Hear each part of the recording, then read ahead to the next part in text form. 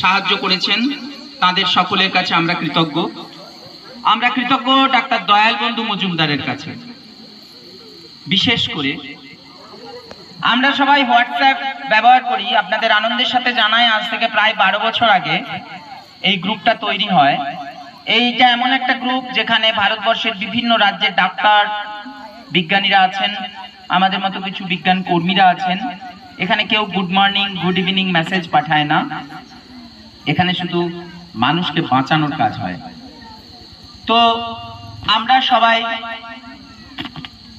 এখানে যারা আছি গ্রামে বাস করি। গ্রামই কিন্তু আমাদের সমস্ত সমৃদ্ধির কারণ। আমি যে আজকে দুপুরবেলায় ভাত খেয়েছি, আপনারা কৃষক কিষানীরা সেই ধান ফলিয়েছেন, আর সেই ধান কিছুদিন পরে কাটতে গিয়ে এখন আমরা জানি প্রচুর মানুষ চন্দ্রবোড়ার কামড়ে আক্রান্ত হন। তার মানে আমাদের গ্রামের মধ্যেই সমৃদ্ধি, গ্রামের মধ্যেই বিপদ। কিন্তু এই বিপদকে আমরা এড়াতে পারি না। জেনে রাখুন, সবচেয়ে বেশি সাপের কামড়ের ঘটনা ঘটে কখন? সন্ধেবেলা। কেন না, সন্ধেবেলা সাপ খাবারের সন্ধানে বের হয় আর